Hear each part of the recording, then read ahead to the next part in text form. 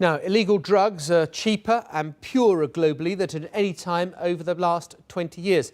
It seems fitting that this report from the International Centre for Science in Drug Policy should come just as Breaking Bad aired its final episode last night. They suggest, that's the research body, not Walt White and Jesse Pinkman, although they'd probably agree, that the international war on drugs had failed and that governments should consider drug use a public health issue rather than a criminal justice matter. Are they right? Well, in the studio with me is Paul West, who was until 2011 the Chief Constable of West Mercia Police here in the United Kingdom, and Ann Fordham, Executive Director at the International Drug Policy Consortium. Welcome to you both. Paul West, let me start with you, because one of your colleagues suggested earlier this week that decriminalisation was the way ahead. Do you agree? No, I think the jury's out, in all honesty. What I would certainly do agree with is the idea of an open debate to explore alternatives, because, you know, I think we have over the years won individual battles against drug organised crime groups, and we have in the police service and continue to. But the question of whether, you know, overall we're winning the war, I think is a genuine question that should be subject to open debate. Where would you single out the battles that have been won? Well, I can think back over my time as a chief officer in terms of many operations, long-term operations using a range of policing techniques which have taken out some very large organised crime groups and disrupted the supply of drugs on a huge scale. But sadly, and almost inevitably, others come along behind. And so, you know, stemming that tide consistently and permanently, I think, is a huge challenge. And I think that's what Michael Barton, the Chief Constable in Durham, was raising as an issue. I think he's quite brave, if I can use that term, in coming out as a serving chief officer to say this. But if his words do prompt a public debate, then I think that's a good thing. OK, Ann Fordham, if we believe that drugs are bad/wrong, isn't it just a counsel of despair to throw up your hands and say, oh, God, there's nothing we can do about it, let's legalise them, let's decriminalise them?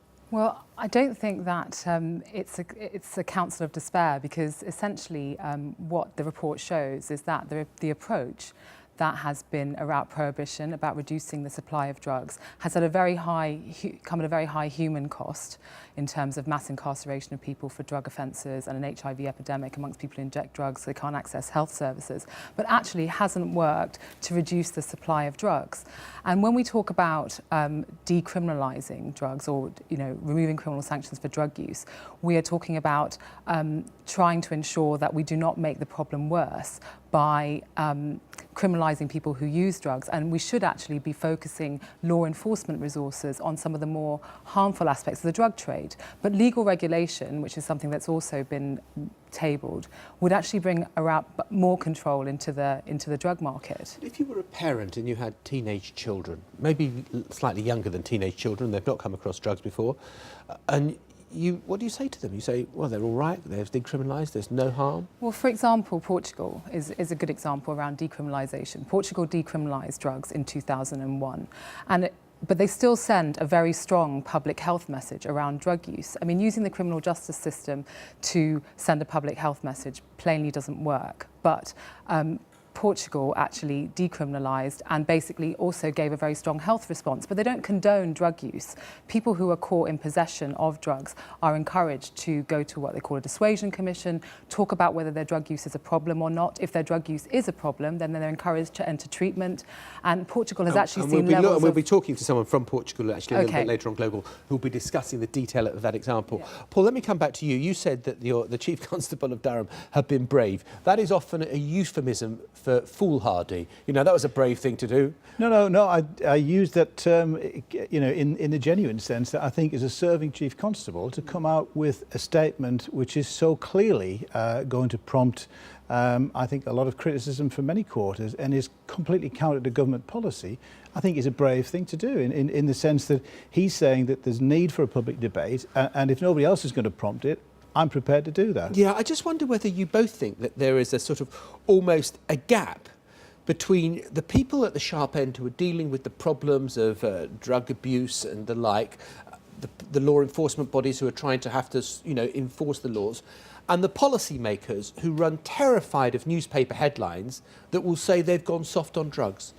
Well, it's not a vote winner, is it? To talk about legalisation, decriminalisation is not a vote winner. We're just in the middle in this country of the the party conference season, and the various parties squaring up for the next general election. And so all want to appear tougher than the next one. Tough on crime, absolutely. So as I say, it's not a vote winner. It's not a debate that's going to be prompted, I think, by proposal from government, and that's why I think, from the police service or from other quarters, from organisations such as Ann, prompting a discussion about, let's not make an extreme knee-jerk policy change here, but let's explore alternative possibilities, because we've been applying criminal justice sanctions for many, many years, and I don't honestly see any great change.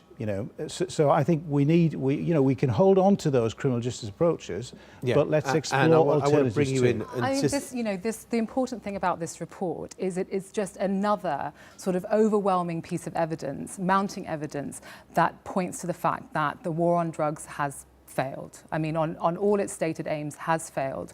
We've spent 50 years trying to reduce the supply of drugs, reduce the demand of drugs, and this report shows in the last 20 years that's had absolutely no impact. So the important thing is to have a debate on the alternatives, and there are changes happening around the world, perhaps not in this country, which is unfortunate in the UK, but for example in Latin America, Latin American leaders from Colombia, from Mexico, from Guatemala, from Costa Rica, last week at the UN General Assembly, all made statements basically saying we need to move towards a human rights responsible approach to drug and move away from security and law enforcement that has simply created violence and hasn't worked. Okay, Ann Fordham, Paul West, both of you, thank you very much indeed for coming in to talk to us. And as I say, we'll be looking at the Portuguese example a little bit later on here on Global.